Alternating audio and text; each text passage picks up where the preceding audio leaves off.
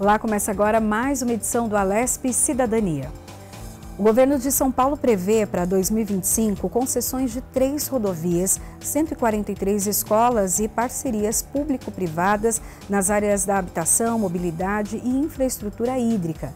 Em obras de grande investimento como essas, é importante pensar na garantia da entrega dos empreendimentos públicos.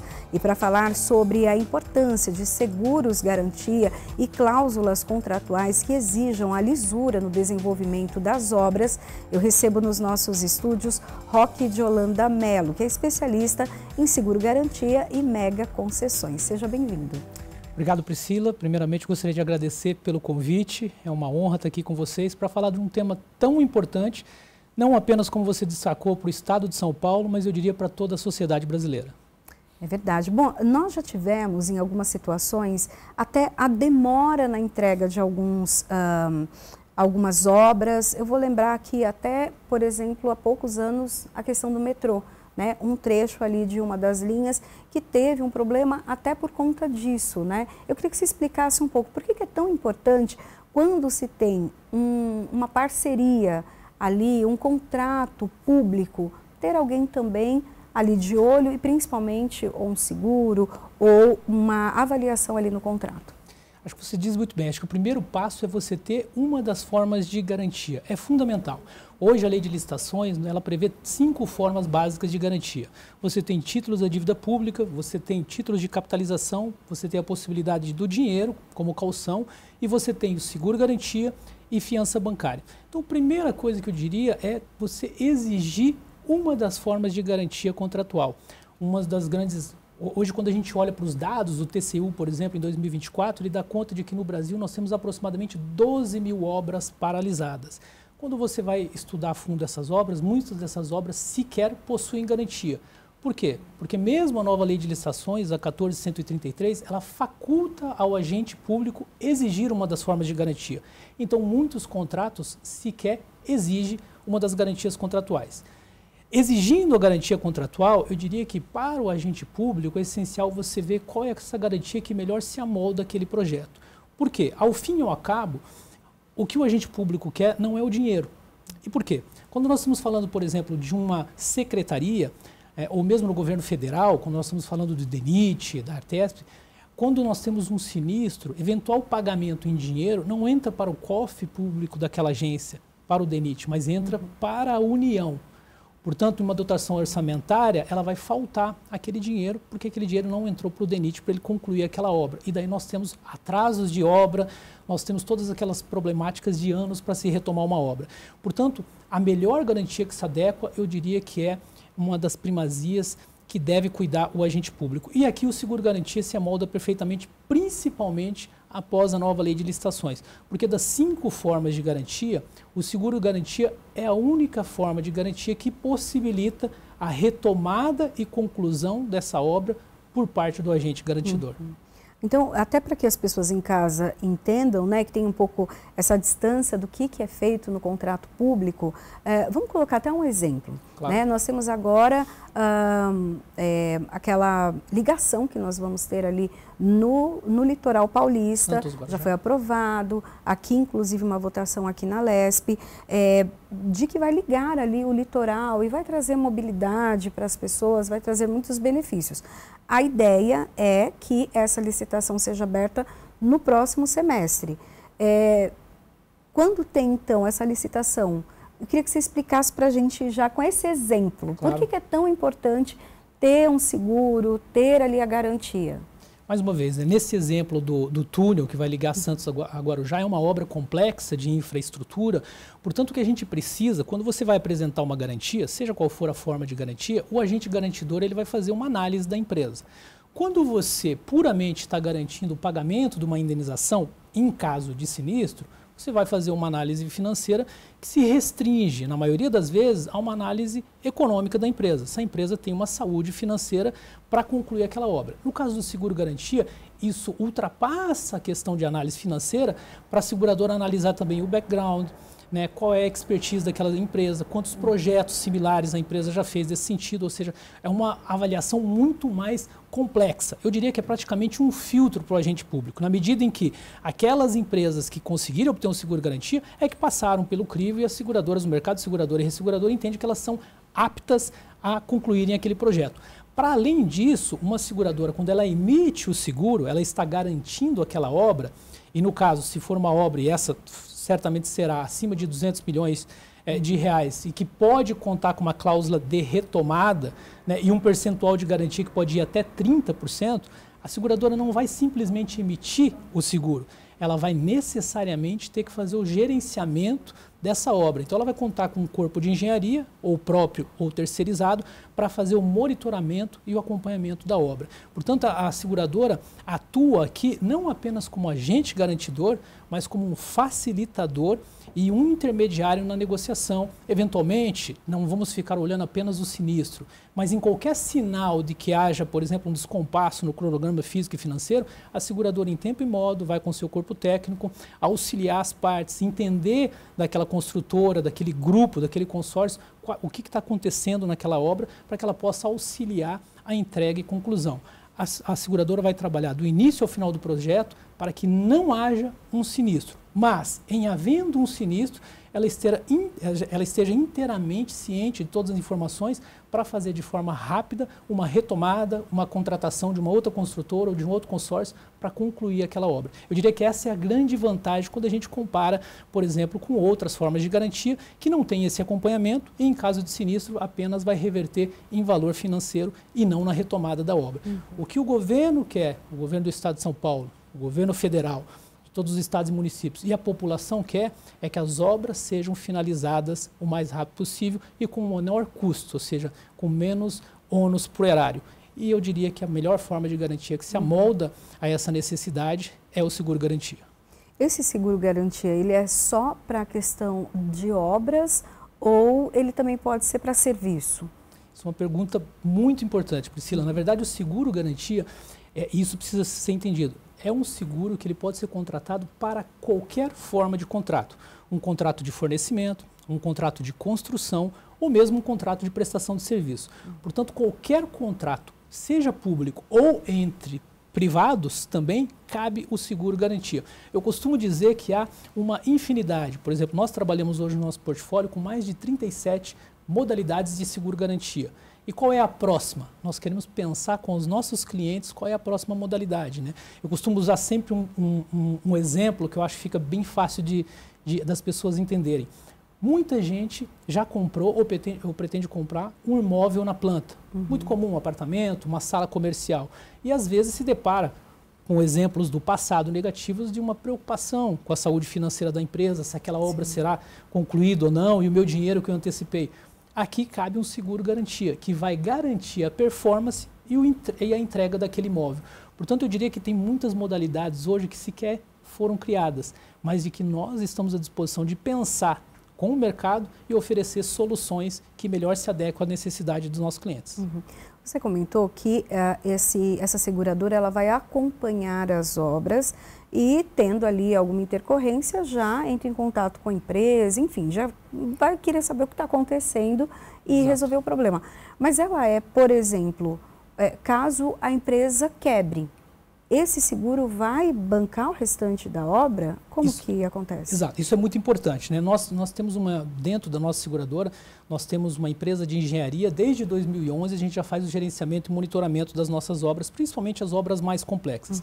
Indo para o seu exemplo, nós temos então uma obra e dentro da nossa seguradora nós temos os nossos guidelines, né? Qualquer desvio de cronograma acima de determinado percentual, os engenheiros já nos acionam e a gente vai fazer esse trabalho preventivo daquela obra. Mas se ao fim a obra acabou, a empresa quebrou, por exemplo, o que acontece? Nós temos um orçamento da União ou do Estado, por exemplo. Vamos supor que uma obra só para a gente trazer um exemplo aqui, de 100 milhões de reais. Então, 100 milhões de reais, vamos hipoteticamente supor que ela avançou 50%, tanto no cronograma físico quanto no cronograma financeiro. Portanto, o Estado aportou 50 milhões de reais nessa obra. E o orçamento original do Estado é de que ainda tem 50 milhões de reais no caixa do Estado. Aconteceu um sinistro. A seguradora vai entrar, e aqui é super importante, né, para que se tenha uma cláusula de retomada, É importantíssimo isso. O mercado frisa, o percentual de garantia precisa ser de 30%, que é justamente baseado na experiência internacional, o percentual adequado para possibilitar a retomada e conclusão dessa obra. Então, se você tem uma garantia de até 30% do valor do contrato, uma obra, recapitulando, de 100 milhões, você tem 30 milhões segurado pela seguradora. A seguradora vai fazer, então, uma cotação, vai contratar uma empresa para fazer aquela retomada da obra e ela vai contar com 50 milhões do Estado, que é o contrato original, e mais 30 milhões da seguradora. Ou seja, 80 milhões de reais para performar originalmente 50 milhões. Então, muito razoável esse spread que tem aqui, mas tem um limite de importância segurada. Agora, baseado na experiência internacional, esse limite é perfeitamente possível de se retomar, se não todas, a maioria das obras. Portanto, essa é a dinâmica, né? Garantir que o Estado vai desembolsar apenas e tão somente o que estava previsto no orçamento original e a seguradora, até o limite da importância segurada, ela vai arcar com todos os custos adicionais. Por isso aqui, Priscila, é super importante. Não adianta o Estado querer uma cláusula de retomada, né, que é impor para a seguradora que retome a obra e, em contrapartida, exigir um seguro de 5%. 5% não é factível, não é razoável. O percentual adequado, o mercado insiste, segurador e ressegurador, é de 30% de importância segurada. A seguradora, ela precisa estar presente, já envolvida ali no projeto, no momento da licitação, ou ela entra depois? Levando em consideração, até o que você comentou, que essa seguradora também vai avaliar se aquela empresa, ela realmente pode ou não cumprir aquela obra. Essa é uma outra pergunta super importante.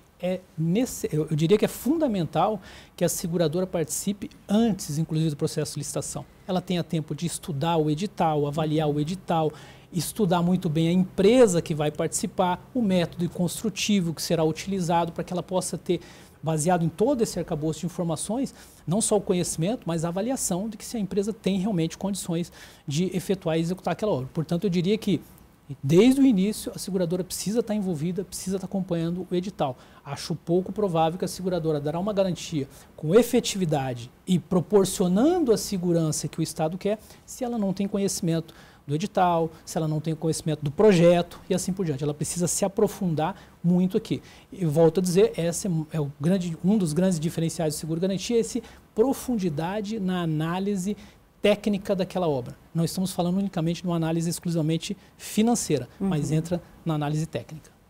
Até a minha pergunta, nós tivemos aqui na LESP, se eu não me engano, na legislatura passada, o deputado Ricardo Madalena fez uma frente parlamentar para discutir a paralisação, acho que da linha laranja. E um dos argumentos da empresa é que a empresa tinha quebrado, não tinha condição, então, de continuar a obra. Porém, uma das investigações ali foi que a empresa acabou colocando um valor muito abaixo do que conseguiria fazer a obra, a conclusão da obra, esperando um aditivo, alguma coisa assim no contrato. Tendo esse seguro, isso também evitaria, por exemplo, essas jogadas de querer um aditivo depois, de tentar alguma coisa depois que o contrato foi assinado? Eu acredito que sim, na medida em que, como eu disse, o seguro-garantia faz um filtro, né? Então, assim, como não é uma análise unicamente, puramente financeira, né, porque ela pode até ter capacidade econômico-financeira, mas aquele contrato vai se tornar inviável na medida em que o preço colocado não é passível de ser executado. Então, a seguradora entra nessas nuances e tem um know-how, uma experiência. Nossa seguradora, por exemplo, nós atuamos esse ano, a Junto Seguros completa 30 anos no mercado. Então, a gente tem um know-how, uma expertise suficiente para fazer esse tipo de análise e saber se aquela precificação foi muito agressiva ou não.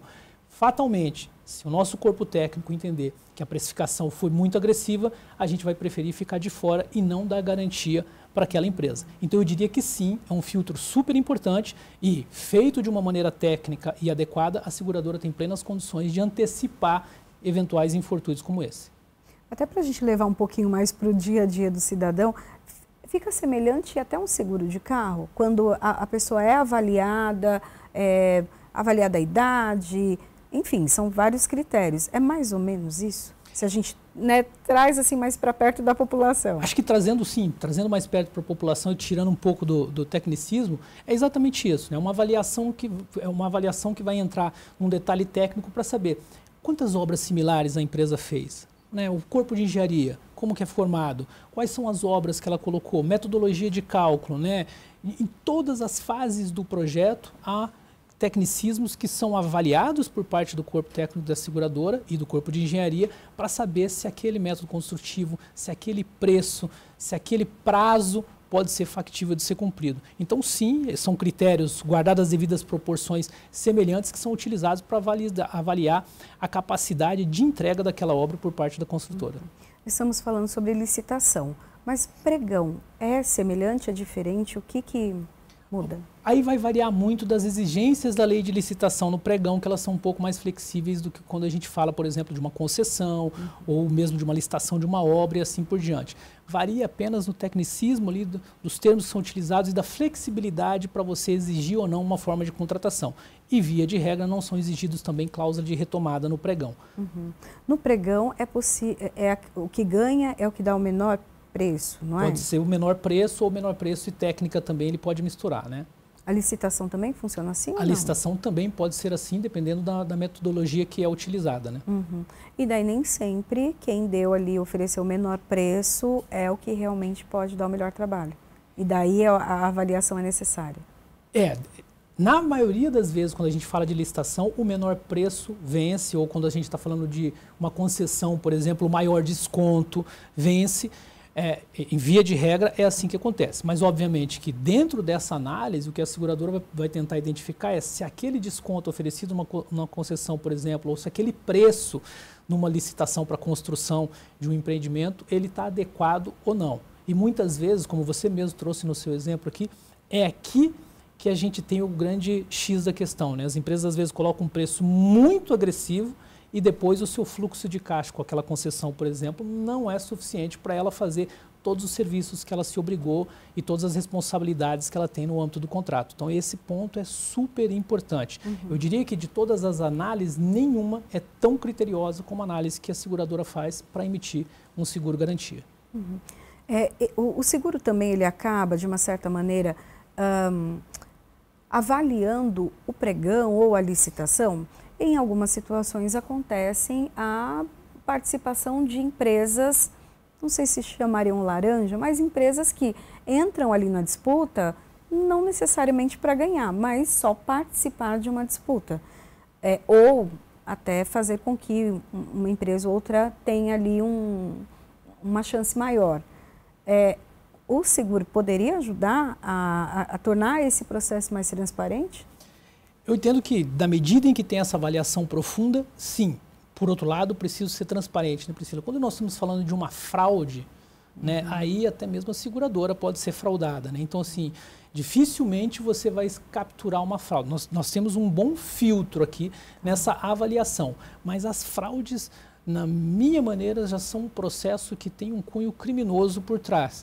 Né? Então, assim, é difícil você ter um filtro tão grande assim. Mas eu diria que o filtro de análise por parte da seguradora, se aquela precificação está adequada, ele é suficiente para afastar a maioria dos problemas por parte do Estado. Aliás, agora, nesse momento em que nós temos a nova lei de licitações tão em voga, né, muitos projetos já começam por todo o país, inclusive no estado de São Paulo, a exigir o seguro-garantia com cláusula de retomada. Essas análises estão ganhando uma proporção tão grande, uma análise tão refinada, que há, inclusive, a reclamação de algumas construtoras, de algumas empresas que não conseguem participar do processo de licitação e tentam transferir essa responsabilidade para o mercado ressegurador. Ora, o mercado ressegurador está aqui realmente para fazer esse filtro e nem todas as empresas vão passar pelo crivo do mercado segurador. Mas eu diria que isso não é algo negativo, né? O Estado, a União tem que ver isso como algo positivo. Significa que está passando por esse crivo aquelas empresas que têm maior experiência e maior probabilidade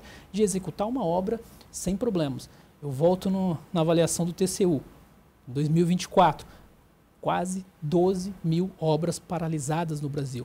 Isso representa atraso de serviços que poderiam cumprir uma função social para a população e maior dano para o erário na medida em que vai exigir maior desembolso e, claro, um novo processo de licitação, tempo que vai ser gasto aqui nessas obras.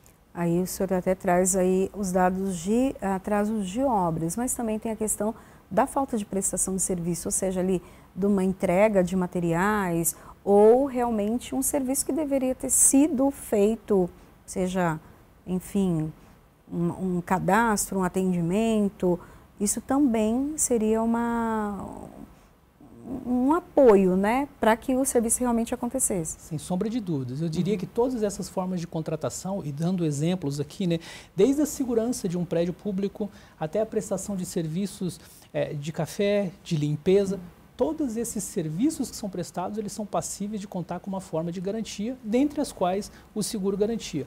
Portanto, eu reforço, né, a importância de nós olharmos com muito cuidado para o percentual de garantia adequado, quando nós estamos falando de uma obra acima de 200 milhões de reais, mas também para a exigência de garantia, seja ela qual for, mesmo quando nós estamos olhando para um contrato simples, de valores até imateriais muitas vezes para um Estado, mas que são fundamentais para aquela repartição, né, para aquele agente público. Então, a exigência de garantia, que hoje não existe, é uma faculdade, e o percentual adequado de garantia, eu diria que são dois pontos fundamentais para que a gente tenha modelos de garantia cada vez mais efetivos. O que mudou com a nova lei de licitações?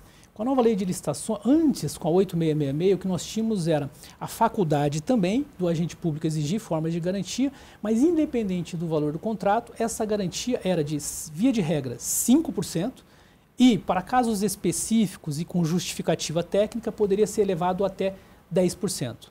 Ora, o que acontecia? A realidade do Brasil era, vamos já pegar com 10%, que seria o máximo, e seria uma exceção. A maioria, esmagadora maioria, mais de 90% dos contratos contam com 5%. 5% ou 10% não é suficiente para fazer frente àquele sobrecusto. Lembrando do exemplo, 100 milhões, 50 performados, você tem mais 50. Se você pega 50 com mais 10 que seja, 10 milhões não é suficiente para fazer frente ao sobrecusto. Porque uma empresa que vai retomar essa obra não vai fazer no mesmo preço de quem venceu o processo de licitação. E mais do que isso, muitas vezes nessas obras tem trabalhos a serem refeitos, trabalhos que ficaram sem fazer e que ela vai ter que colocar no valor dela. Então os 10% são insuficientes. O que acontecia, a realidade da lei passada é que todas essas garantias acabavam com indenização em dinheiro. E voltando no meu exemplo, o dinheiro não entra para o caixa daquela repartição, daquela agência reguladora e acaba que ela tem que fazer um novo processo de licitação. O que muda com a nova lei de licitações é que para contratos acima de 200 milhões de reais, a lei faculta a exigência de seguro-garantia com cláusula de retomada e percentual de até 30%. Aqui uma crítica do mercado já, insisto, esse percentual não deve ser de até 30%, mas 30%. Por que 30%? Porque é o que vai garantir de forma mais razoável que a seguradora tenha condições de arcar com o sobrecusto e daí sim fazer a retomada, acompanhamento da obra até a entrega dessa obra. Nós estamos falando do setor público. No setor privado também acontecem essas situações e por que também dá para utilizar esse tipo de seguro? Sem dúvida, no setor privado dá para utilizar e é muito utilizado o seguro-garantia. Aliás, a Superintendência de Seguro Privados, a SUSEP, ela acabou por flexibilizar o clausulado. Antes nós tínhamos clausulados que eram padronizados, né? Ou seja, todas as seguradoras emitiam o mesmo clausulado, condições gerais, especiais e particulares. Isso era uma crítica muito grande por parte do mercado, principalmente pela falta de flexibilidade. Hoje nós temos um contrato que a gente chama de despadronizado, que tem condições mínimas, obviamente, fixadas pela superintendência, mas uma liberdade de contratação, tanto para o privado quanto para o público. A Federação de Seguros Gerais tem feito um trabalho de proximidade com os órgãos públicos e as seguradoras com os agentes privados, de tal forma a garantir que haja maior discussão, maior transparência e um auxílio para que a quatro mãos seja desenhado qual é a melhor apólice que, primeiro, atenda aos interesses do Estado e que, por outro lado, possa ser passível de ser operado tecnicamente pelo mercado segurador e ressegurador. Eu diria que essa liberdade de contratação tem funcionado muito para os agentes privados, mas vem ganhando cada vez mais força nos agentes públicos. Eu vou dar exemplos, né? Nós tivemos uma resistência no início de utilização da lei de licitações com cláusula de retomada. O estado do Mato Grosso foi um estado que chamou para o diálogo a FENSEG e depois de 6 meses foi desenhada uma apólice que eu julgo que é uma apólice que, de um lado, atende o Estado, remove os erros e vicissitudes que o mercado entende que há na lei de licitações, embora represente um grande avanço, mas precisa ser regulamentada em alguns aspectos. Essa apólice digital já avança nesse sentido e o mercado tem atendido o Estado. Outros avanços aconteceram em outros estados, Paraná, diálogos também com Pernambuco, agora mais recente com São Paulo também. Eu diria que esse diálogo é fundamental para que a gente possa encontrar um modelo de garantia com clausulado objetivo e transparente que possa atender o órgão público e ao mesmo tempo ser passível de ser operado pelo mercado. Caso contrário, o que nós teremos é uma exigência por parte do agente público ou uma impossibilidade de atingimento por parte do mercado ou o mercado atendendo algo que não vai satisfazer o anseio quando nós tivermos um sinistro. Então, São Paulo já começou essa discussão. A Alesp está envolvida também? Há a possibilidade da Alesp ajudar de alguma maneira? Sem sombra de dúvidas, há a possibilidade da Alesp ajudar e é fundamental que a Alesp ajude, a federação, a FENSEG está absolutamente à disposição e esse diálogo eu entendo que é fundamental. A Alesp pode ajudar fomentando justamente esse diálogo. Ora, hoje nós temos na lei de licitação algo genérico, que diz que acima de 200 milhões de reais as obras podem contar com cláusula de retomada, seguro-garantia com cláusula de retomada. Alguns estados já têm optado por regulamentar, por exemplo, e baixar esse valor para 50, para 30, para 60 milhões de reais. Seja qual for a realidade do estado de São Paulo, é importante que se adeque a essa realidade. E mais importante ainda, que se tenha uma discussão ampla para que essas falhas que o mercado identifica na lei de licitações elas sejam superadas. Exija-se o percentual adequado. O mercado está à disposição não apenas para dialogar clausulado, mas também para oferecer uma ampla discussão, informando o Estado, quais são os pontos de atenção, o que o Estado deve se atentar no caso da emissão do seguro, e no acompanhamento, e na execução. Ainda há muito desconhecimento de como se operar o seguro-garantia. E o que o mercado quer e preza é que a gente tenha mais transparência, mais objetividade, removendo as dúvidas para evitar surpresas no caso de sinistro. Muitas leis nacionais, a lei nacional ela cobre todo o território, então todo o Brasil, porém algumas leis elas são recebem especificações por estado. Sim. E outras ainda nos municípios. Essa, por exemplo, essa mudança, ela pode acontecer também levando então levando em consideração as características de cada estado. Por exemplo, São Paulo, quando se fala uma obra de 200 milhões, não é surreal. Mas se a gente pega um estado menor, essa avaliação e mudança para 50 milhões já é interessante, né? Sem sombra de dúvida, Priscila, eu acho que é fundamental. E o Estado deve fazer esse exercício, esse dever de casa. Mais uma vez, o diálogo aqui está sendo fundamental e o Estado precisa trazer essa realidade, ou seja, qual é a necessidade real do Estado. Quando nós falamos de obras de infraestrutura, por exemplo, nós tivemos um super ano em 2024. Falando de todo o Brasil, foram mais de 80 bilhões de investimento, atraindo debêntures de infraestrutura mais de 130 bilhões, o que demonstra também que o modelo de financiabilidade dá certo no Brasil, um contrato de longo prazo. E quando a gente olha especificamente para o estado de São Paulo, dá-se conta em 2025 de que nós teremos mais de 50 bilhões de investimento. Só a Secretaria de Infraestrutura vai investir 129% a mais do que foi investido no ano de 2024. Estamos falando aí aproximadamente de mais de 8 bilhões de reais de investimento só da Secretaria. Portanto, nós estamos num momento super importante em que, para que esses projetos tenham uma garantia que seja mais efetiva para o estado de São Paulo. Agora, para a gente terminar a nossa conversa, talvez algumas pessoas em casa estejam pensando, eu quero construir uma casa, comprei um terreno, porém tenho aquele medo de contratar uma empreiteira e ela não concluir a obra e quem vai ser no prejuízo sou eu. Também é possível, em pequenas obras, em pequenas situações, ter ali um seguro ou é melhor uma outra opção? Sem sombra de dúvidas, Esse é um exemplo que eu costumo utilizar também junto com aquele da obra, da compra de um apartamento, do imóvel na planta. Se você vai construir, você vai fazer um contrato que tem uma prestação de serviço, seja só construir, ou seja fornecer e construir, você pode exigir um seguro-garantia de performance daquela obra. E eu te diria que ele é acessível, é a forma de garantia, outro diferencial do seguro-garantia, é a forma de garantia menos onerosa se comparada a todos os outros modelos de garantia do mercado. E, mais uma vez, a única que pode possibilitar, de fato, a retomada e conclusão da obra por parte do agente garantidor. Bom, quero agradecer a participação hoje aqui conosco de Roque de Holanda Melo, que é especialista em seguro garantia e também de mega concessões. Obrigado por trazer esses esclarecimentos para a gente. Imagina, Priscila, foi um grande prazer estar aqui com vocês. Eu espero ter podido contribuir com vocês e me coloco à disposição, tanto eu, a minha empresa, Juntos Seguros, estamos à disposição de vocês para eventuais esclarecimentos adicionais. Obrigada. O Alesp Cidadania fica por aqui. A gente se encontra na programação da Rede Alesp. Até o próximo programa. Tchau, tchau.